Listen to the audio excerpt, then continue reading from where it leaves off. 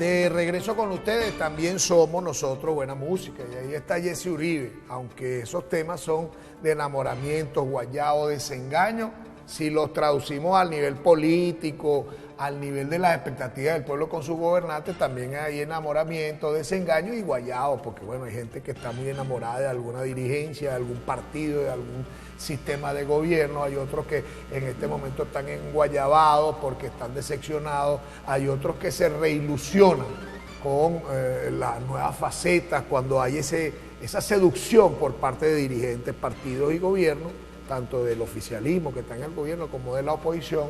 Hay amores, desencuentros, desamores, guayaos, despecho, todo eso se da. Lo que pasa es que aquí lo tenemos con buena música y esa música de despecho que le encanta a la gente y ese género que ha impuesto Jesse Uribe, que seguro tenemos bailando a mucha gente allí, que disfruta también de la buena música que ponemos nosotros en Latina Contigo. Momento de hacer la publicidad, quiero agradecerle a la gente que está con nosotros como anunciante y una de esas gente es la gente de Suspensiones Balcania. Si usted anda buscando repuestos para el tren delantero de su vehículo, autopartes, no solamente para el tren delantero de su vehículo, porque ahí tenemos también para otras partes de nuestro vehículo, no tiene que buscar en otro lado. En Suspensiones Balcania tenemos lo que usted anda buscando, amortiguadores, suspensiones, espirales, ballesta, punta de eje, punta de trípode, tenemos baterías, tenemos de todo, la mejor asesoría, los mejores precios, pero además tenemos más de 60 años en este ramo, lo que nos certifica como los mejores en el estado Lara. No tiene que buscar en otro sitio. Ahí está nuestra marca exclusiva Grequi, que son productos de alta calidad, pero tenemos todas las marcas del mercado, la que usted busque, Monroe, Rancho, Gabriel, la que a usted le parezca.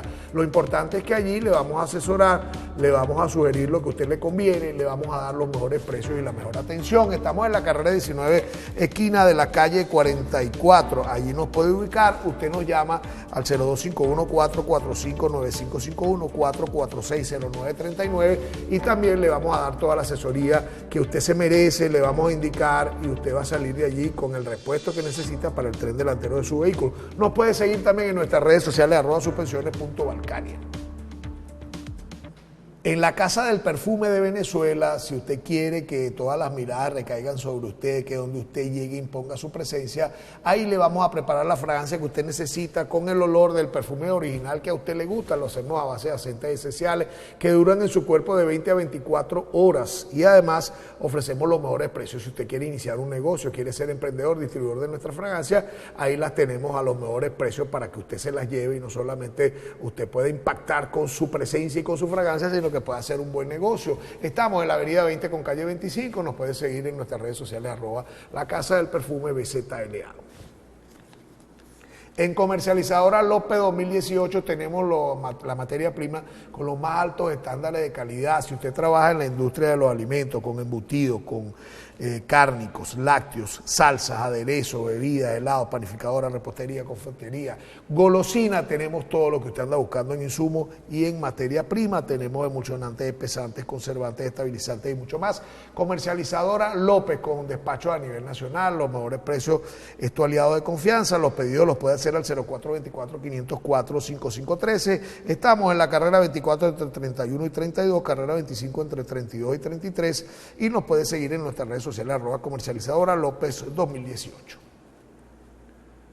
En Novi Group tenemos su mejor alternativa para comprar, todo en un solo lugar, mercancía escogida de nuestro supermarket, víveres, charcutería, lácteos, carnicería, pescadería, fruer, un bodegón con la bebida de su preferencia. También somos Novi Ferretería, herramientas, lámparas, pinturas y mucho más. Además, artículos para el hogar, las mejores marcas de televisores, equipos de sonido, celulares, laptops, neveras, colchones. Somos panadería y pastelería, un restaurante gourmet con unos platos exquisitos, con estacionamiento propio y vigilancia privada. En la avenida La Industria, entre avenida La Salle y avenida Andrés Eloy Blanco, diagonal a la aduana de Barquisimeto, está la gente de Novi Group. Y luego de la publicidad recibimos a nuestro invitado de la mañana de hoy, Elías Bessi, el presidente de Fede Cámara. Elías también está representando la Cámara de Importadores de Autopartes y de Repuestos en el estado Lara.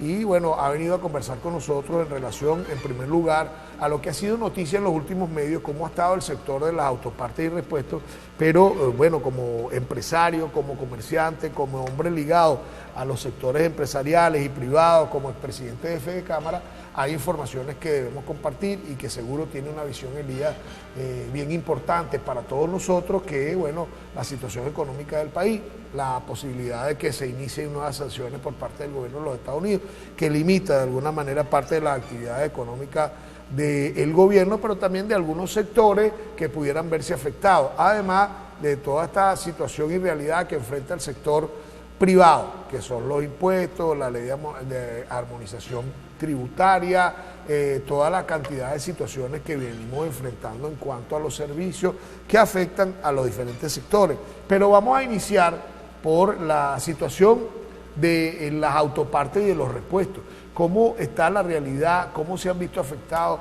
He visto en los últimos días que algunos medios de comunicación han tenido especial atención y han consultado en la voz de tu persona como presidente de la Cámara parte de esas realidades. Cuéntanos qué se está dando, cómo están enfrentando ustedes algunas de esas realidades y qué tiene la gente para contar en cuanto a la necesidad de buscar repuestos, de buscar autopartes. Sí, muy buenos días. Existe una realidad muy palpable que estamos nosotros viviendo como sector. No escapa a los demás sectores, pero corresponde obviamente hablar de mi sector.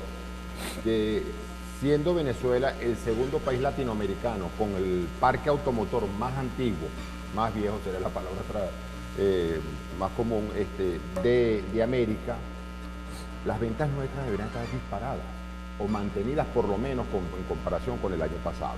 Por la sencilla razón de que el vehículo entre más antiguo es o más viejo es, obviamente necesita más reparaciones, necesita más mantenimiento, tiende a dañarse mucho más rápido que obviamente un vehículo de menos kilometraje o más nuevo, por decirlo así, o nuevo.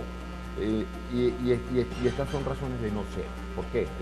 Existe algo en la economía, una falla dentro de la economía en donde hay esa recesión, donde hay una lentitud en el sistema porque no existe esa gran inyección de billetes que daba el petróleo a Venezuela. Y en los últimos 25 años, y podemos decir más atrás, podemos hablar de 50 años, el Estado siempre ha tenido una particularidad muy fuerte dentro de la economía. Pero los últimos 25 años, para ponerlo más fácil, con el boom petrolero, el Estado siempre marcó la pauta. El Estado compró empresas, el Estado inyectó dinero, entonces el Producto Interno Bruto creció bárbaramente. Entonces, en los últimos 6, 7 años aproximadamente, al entrar las sanciones, al disminuir la producción de PDVSA, no por las sanciones, sino por problemas administrativos o mala administración, para ponerlo de esa manera, esa inversión del Estado ha ido bajando. Entonces, el sector privado es el que ha asumido económicamente a nivel nacional esa fuerza. ¿Por qué? Porque el trabajador sale del sector público para irse al privado, porque él se da cuenta que el sector privado, dentro de este sistema dolarizado, que el gobierno nunca lo ha legalizado, sino que de alguna manera se ha hecho de la vista gorda, ha permitido que nosotros, por medio de bonificaciones, quieren llamarlo, o por lo menos el nombre que le quieran poner, se ha pagado en divisa y es en donde el trabajador ha podido tener un respiro. Entonces ahorita que el gobierno lleva con bonificaciones a $100 aproximadamente, $107, $106 el salario, bueno, nosotros obviamente ya hemos estado por encima de eso hace varios años atrás. O sea, que han tenido ustedes como empresarios, como comerciantes, que asumir parte de algunos costos en el salario, en adaptarse a nuevas realidades, y eso no se ha visto traducido en que ustedes vendan más autopartes, a pesar de que me llama la atención esto, y bueno, me siento sorprendido de que somos el segundo país con el parque automotor más viejo. ¿Y cuál es el primer país? Cuba. Y nosotros estamos detrás de Cuba. Y con ese parque automotor viejo la gente no compra repuestos.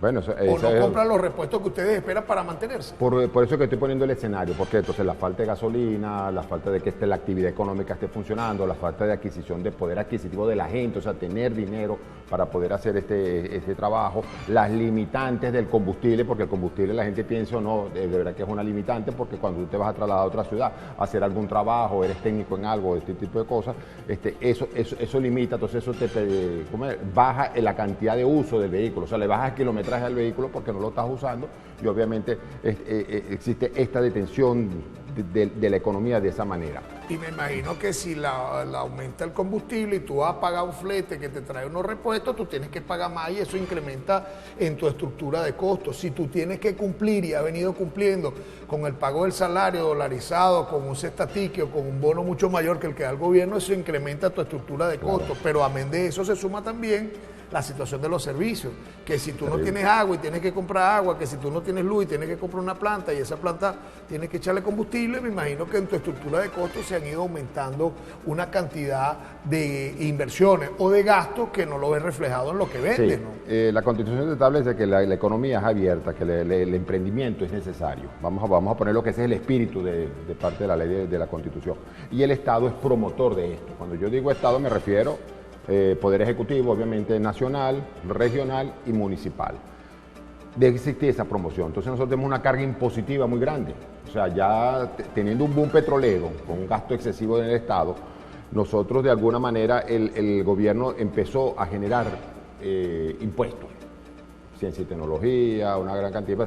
Llegamos a 16, no recuerdo si ya tenemos 17. 16 impuestos nacionales, regionales y municipales. Entonces, muchos hablan del 1%, no de tus ganancias, sino de las ventas brutas. Entonces, aquí entramos entonces a la parte del municipio, que en donde los impuestos se pagan es por las ventas brutas y no por las ganancias. Entonces, ¿qué quiere decir esto? Que en vez de tener una promoción que de alguna manera te premien a ti por trabajar dentro de la legalidad, dentro de la formalidad, pagar los impuestos, tener todos los requisitos legales para tener un establecimiento, una Santa María abierta, resulta que somos espechados con mayor cantidad de impuestos. Entonces, ¿qué quiero decir yo con esto? Que debe existir, tomarse en cuenta, que no se tomó en cuenta en esta última, la ley de armonización tributaria, no se está tomando en cuenta al empresario, sino que simplemente se llaman, se hablan, se dicen algunas cosas, pero es que es culpa de los concejales, no tanto la promoción de los alcaldes, sino también los concejales tienen que saber, tienen que entender de que a mayor, o sea, ¿qué quiero decir yo con esto? Que cuando tú tienes una planificación, que obviamente todos los municipios, todas las gobernaciones y el gobierno nacional crea un plan de gobierno, ese plan de gobierno tú lo tienes estructurado, eso tiene un presupuesto. Que estamos en una economía inflacionaria es otra cosa, pero hay normativas que permiten ese desarrollo y de alguna manera nosotros sabemos, bueno, que el presupuesto es tanto, cuánto recauda el municipio, bueno, tanto, cuánto recibe del dosavo, obviamente nacional, es tanto, cuánto le falta para poder cubrir su presupuesto. No hablemos de los créditos adicionales ni nada de eso, sino para cubrir su presupuesto normal. Entonces resulta que ese diferencial que le falta para completar a eso, en vez de promocionar para que existan nuevos emprendedores, nuevas empresas, que seamos muchos pagando menos, en vez de ser menos pagando mucho. No sé si se me entiende la idea. Ahora, entonces, te pregunto algo. Ustedes como representantes de algún sector económico, comercial, empresarial, privado, fueron convocados para la discusión de la ley esa de armonización. Hubo la visión de ustedes tenían conocimiento, porque el alcalde el día pasado hablaba de que se hicieron una cantidad de reformas a las ordenanzas para adecuarse a esa ley. ¿Ustedes sabían de esas ordenanzas? ¿Hicieron alguna propuesta? Mira, a mí me gustaría que también tomaran en consideración la visión que tenemos nosotros. La ley ya existía, la ley de armonización ya existía, tenía un tope de 3%. Nosotros aquí estábamos pagando en algunos sectores el 1%, porque teníamos un convenio que se había hecho ya anteriormente con el alcalde sobre el aseo, el famoso rollo del aseo. Entonces, claro, ¿qué sucede ahorita? Que hay sectores, o sea, se hizo así como cuando tú vas a importar, que por código arancelario tienes que buscar tu producto donde va para tú poder pagar. Entonces se hicieron códigos para los establecimientos, que si licores, que si repuestos, que si ferretería, algunas cosas, y entonces tú empiezas a buscar ese código, entonces ahí va el porcentaje de cada cosa. Entonces ahí es donde digo yo que debe ser tomado en cuenta al sector empresarial, uno, porque somos los que estamos manteniendo, somos el mecanismo por el cual se recogen los tributos y se le entregan al Estado, municipal, regional y nacional, lo vuelvo a repetir. Pero por el otro lado, o sea, es el respeto, porque si tú vas a aplicar una ley y de repente te salen diciendo, o sea, simplemente es como el señal simplemente cada ratico emite modificaciones, y si tú no estás atento, si nuestros contadores no están atentos en el portal de señal, pendiente de cualquier cosa, incurrimos en una falta. Entonces, La gente dirá, ¿eso es normal? No, es la cantidad de modificaciones que se están haciendo dentro de las leyes, entonces que uno tiene que estar atento a todas esas cosas. Entonces, ¿cuál es la necesidad de recabar más? Entonces, vamos a ser más sinceros. Necesitamos obviamente tener mucha mayor actividad económica dentro del país, pero entonces tiene que existir una promoción. Tú me tienes que premiar a mí por producir en el país. O sea, nosotros tenemos que premiar a nuestros ganaderos, a nuestros productores agrícolas por producir en el país. Ah, no, pero premiamos al que le quitamos los impuestos al que trae importado el producto. Entonces me parece una cuestión ilógica. Entonces no estoy hablando del defensorismo que siempre se manejó aquí. Se protegía la industria nacional, pero entonces la industria nacional, no es que ganaba de centavos. Y ahora está desprotegida, están desprotegidos ustedes. ¿Cómo han hecho? ¿Cuál es el diagnóstico que hay en el sector de los repuestos y autopartes, tomando en cuenta la situación que tú estás describiendo, y cómo han hecho para mantenerse ante todos estos vaivenes? Bueno, fíjate que los impuestos son tan grandes que vamos a hablar que ahorita hay una gran cantidad de carros nuevos. O sea, parece que hay una apertura, estamos hablando de una apertura. Están llegando muchos carros nuevos. Las grandes, que las marcas están llegando, están trayendo, que ya no solo el que tú particularmente traías, sino que ya las marcas que existían en el país, que tuvieron ensamblador alguna vez, y han ingresado, que la tienen pero no funcionan. Y han llegado nuevas marcas también. Sí. Entonces, ese vehículo importado está flechado con un 40% de impuesto al lujo. Así sea un vehículo económico, sea un vehículo familiar económico, así sea un vehículo de carga, así sea... O sea, tenemos una carga impositiva muy grande con respecto a eso. Entonces resulta que tú vas a comprar un vehículo aquí en Venezuela y te cuesta casi el doble de lo que tú lo vas a comprar en cualquier otra parte del mundo.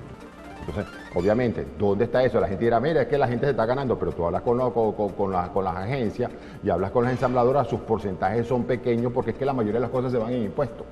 Entonces, ¿qué sucede? En vez de tener un Estado que promocione para que exista el desarrollo, de que salgamos de las unidades mucho más viejas, empecemos a reemplazar, vamos a hablar del transporte público, o sea, da pena muchas veces muchas unidades que están circulando en la calle. Hemos visto la cantidad de accidentes en los últimos meses, cómo han sucedido y han sido por fallas mecánicas. Entonces, lo que me refiero, que quiero decir con esto es que nosotros tenemos que tener vehículos en perfectas condiciones, uno, por el consumo de combustible, entre más nuevo el vehículo, mejor capacidad de consumo de combustible tiene, ¿cómo se llama? Más kilómetros por litro y todo ese tipo de cosas, y obviamente brindarle al transportista público la capacidad de tener vehículos nuevos para que la gente que se traslada no esté, disculpa que lo diga de esta manera, o sea, montados como chivos dentro de un camión o dentro de un autobús en donde están uno arriba del otro porque no hay la cantidad suficiente. Ahora, Elías, ¿qué porcentaje han dejado ustedes de vender? ¿En qué porcentaje están? Y bueno, ¿y qué están haciendo para mantenerse?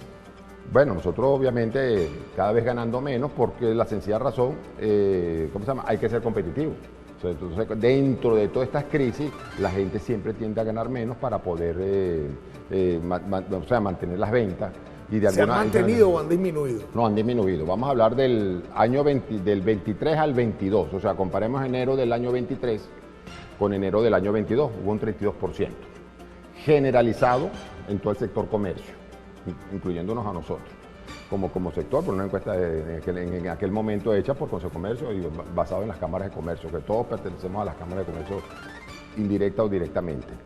Y comparando ahorita enero de este año, ese sí es un cálculo que tenemos nosotros en la Cámara de Respeto, tanto nacional como Lara y la del Zulia, que son las que están vigentes a nivel nacional, de enero de este año, que ya hoy culmina el mes, a enero del 23 del año pasado, tenemos casi 30% menos de ventas. Menos. Ahora, y entonces uno escucha al gobierno y habla de recuperación económica, escucha a algunos sectores y habla de que se ha ido recuperando parte de las actividades económicas. Yo supongo que estarán tomando con consideración las cifras que se dieron en pandemia, 2021, sí. 2022, que salimos de la pandemia, 2023 y 2024, años de recuperación. A eso me imagino que obedece que se hayan visto algunos avances o que se haya visto alguna recuperación. ¿Ustedes no han sentido esa recuperación?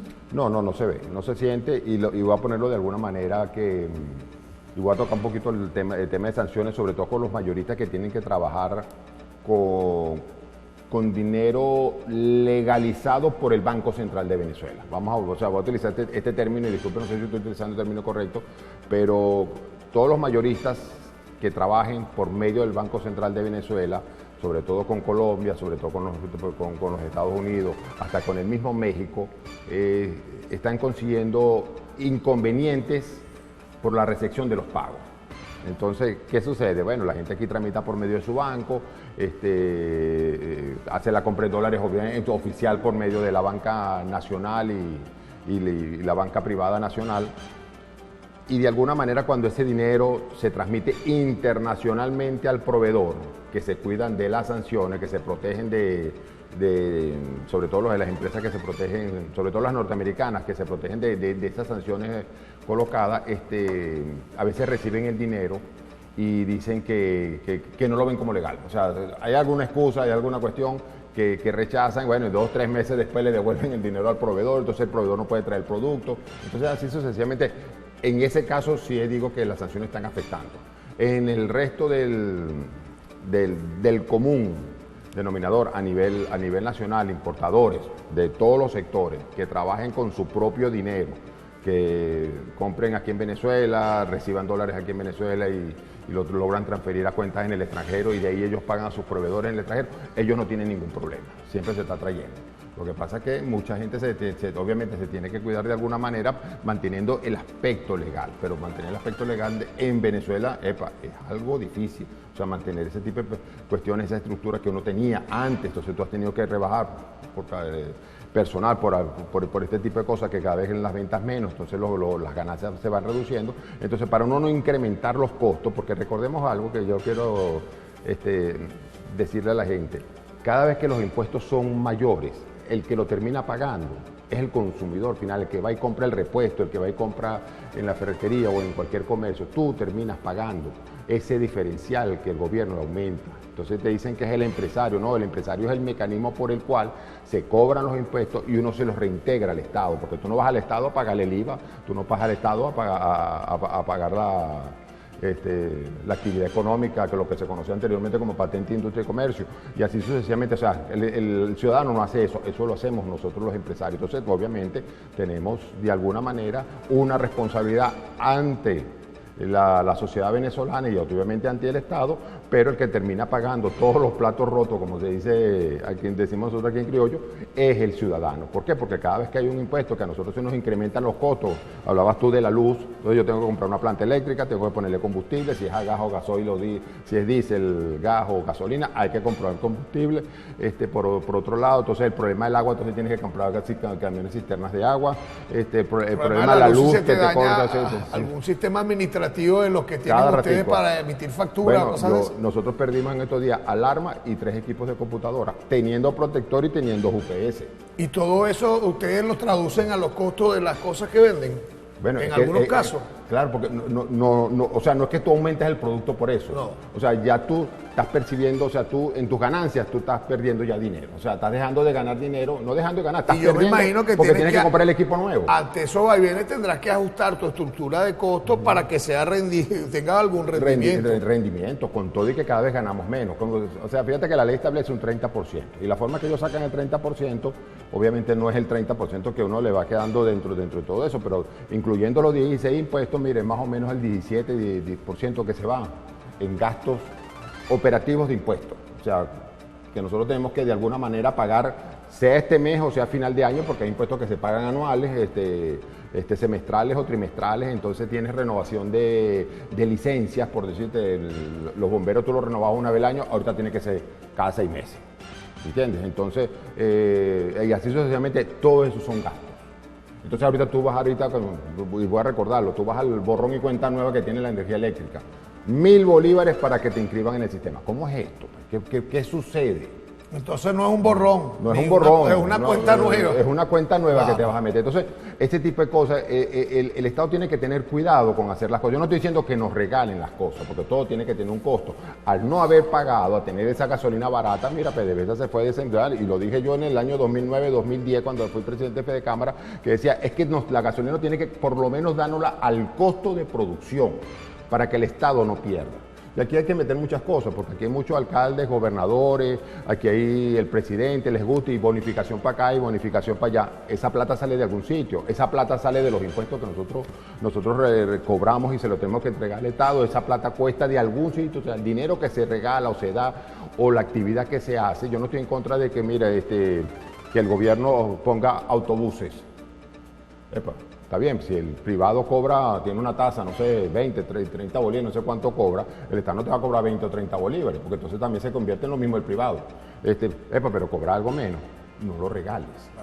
¿Entiendes? Entonces, por lo menos cubrir el costo. ¿Por qué? Porque tú sacaste 50, 60, no sé cuánto vale un autobús, 60, 70 mil dólares para comprar un autobús nuevo, para que al año el autobús no sirva, ¿no? En cambio, si tienes un proceso de mantenimiento, los trabajadores, el combustible, los neumáticos, todo ese tipo de cosas que va dentro del transporte, se mantenga, sea autosuficiente y no sea una carga para el Estado y no sea una carga para nosotros como ciudadanos también. Ahora fíjate, yo planteaba también lo de las sanciones y veía por allí que en algunos casos el sector empresarial está pidiendo que no se retomen sanciones o que se disminuyan parte de estas sanciones, porque de alguna manera impacta. A las sanciones podrían ser algunos funcionarios del gobierno o algunas empresas del gobierno, pero al final ese ajuste o el dejar percibir algunos recursos por sanciones, el gobierno buscará equilibrarlo de alguna manera y a veces esa manera que busca el gobierno afecta a todos los sectores que hacen vida en la economía. ¿Han planteado ustedes desde Fedecámara, desde la Cámara, hacer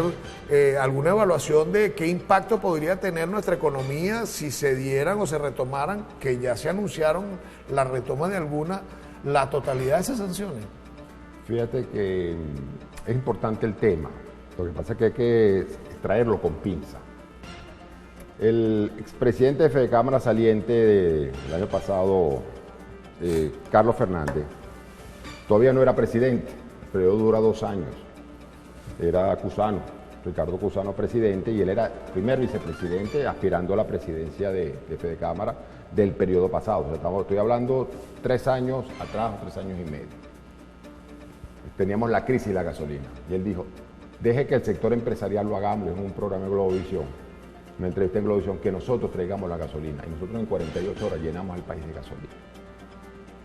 Respecto al gobierno PDVSA, están locos, ¿cómo van a estar haciendo eso? Que PDVSA es el Estado, que cómo vamos a... La parafernalia. ¿Qué van a hacer ahorita?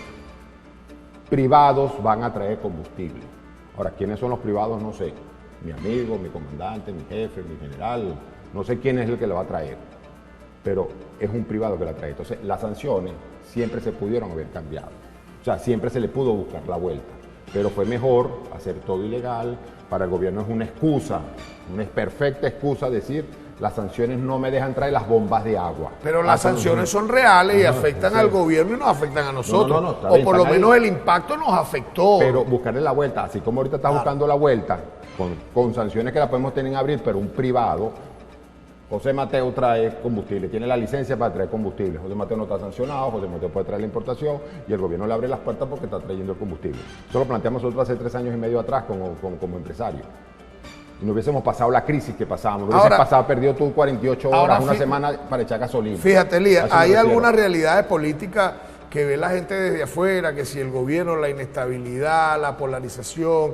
Y bueno, también hay una realidad económica de una cantidad de gente que ha venido a invertir en el país y que se está floreciendo distintos sectores económicos con inversión mixta, con inversión foránea, con inversión nacional.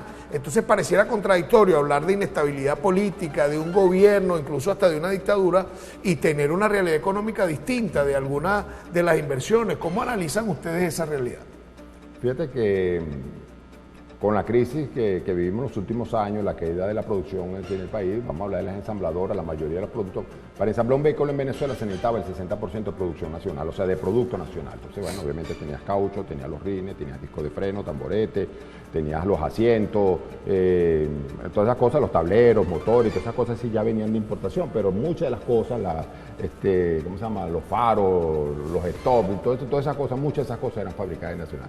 Obviamente las ensambladoras fueron mermando, fueron presionadas por el gobierno, o sea, una gran cantidad de cosas, no habían sanciones, y empezaron a bajar o sea, se les hizo difícil producir en el país. O sea, se le hizo costoso, difícil producir en el país por crisis política, económica y obviamente una gran cantidad de regulaciones que estaba poniendo el Estado a eso. Y entonces, bueno, estas empresas que eran del sector autopartes para seguir produciendo, bueno, se fueron a, ¿cómo se llama? Ya no le vendo a la ensambladora porque obviamente tal cerró, la otra cerró, para no estar diciendo las marcas aquí. Y entonces, bueno, me fui al mercado nacional. Pero resulta que las importaciones, muchas de las importaciones, unas con impuestos, otras sin impuestos, obviamente eran competencia contra un producto de muy buena calidad, porque aquí en Venezuela, si estamos hablando de fabricantes que le vendían a las ensambladoras, obviamente estamos hablando de productos de primera calidad, entonces era mucho más costoso. Entonces obviamente ellos se tuvieron que ir a las periferias, a los países periféricos de Venezuela para poder seguir produciendo, o sea, cubrirle a Venezuela de alguna manera, pero también buscando la protección jurídica, o sea, la permisología, o sea, donde ellos pudieran trabajar con reglas claras. Pero otros sectores han invertido y siguen invirtiendo. ¿A qué se debe? ¿A que el gobierno flexibiliza para algunos sectores y para otros no? No, que no, si nosotros seguimos en el país porque nosotros seguimos creyendo en Venezuela. Con todo lo que esté pasando, nosotros seguimos creyendo en Venezuela. Por eso es que sigue emprendimiento. O sea, se cierran una o dos Santa María, pero también se abren otras por otro lado. O sea, la economía nunca se va a detener. Yo siempre he dicho, esto es una rueda que entre más alta vaya andando, o sea, entre mayor velocidad lleve, más rápido va a ir. Eso es